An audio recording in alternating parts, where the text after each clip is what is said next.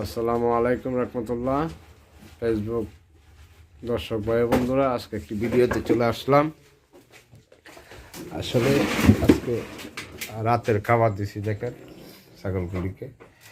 তো ভিডিও করার উদ্দেশ্য হলো এই, প্রচণ্ড ঠান্ডা পড়তেছে, মানুষের যেরকম ঠিক পশু পাখির গায়েও লাগে।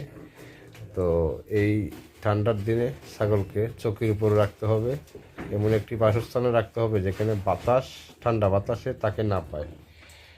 খাতা কম্বল তাকে দিতে হয় না, তারপরও তাকে আল্লাহ পাক এরকম ঠান্ডা সহ্য করার মতো একটা শক্তি দিয়েছে। তো ওই রুমটাতে বাতাস ঢুকতে পারবে না, এরকম একটা জায়গায় রাখবেন। তো দেখেন আমি রাতের খাবার দিয়েছি, তাদেরকে খাচ্ছে। আর আমি চতুর্দিকে ছালার বস্তা দিয়ে ঘিরে দিয়েছি, চারিদিকে দেওয়াল আছে, টইন আছে।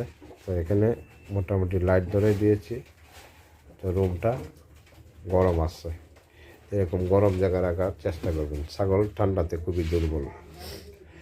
তারপরে তোতাপুরি ছাগলগুলো অতি শখের ছাগল, তবে ঠান্ডা তারা সহ্য করতে পারে না। তারা একটা ইন্ডিয়ান বিট বাংলাদেশি ব্লাড বেঙ্গল ছাগল ঠান্ডা সহ্য করতে পারে, তারা এতটা সহ্য করতে পারে না ঠান্ডা।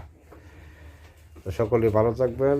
যারা ছাগল পালেন, ওই ঠান্ডার দিনে সতর্ক থাকার জন্য আসলে ভিডিওটি বানানো। ধন্যবাদ, সকলেই ভালো থাকবেন। আল্লাহ হাফেজ। আসসালামু আলাইকুম রহমতুল্লাহ।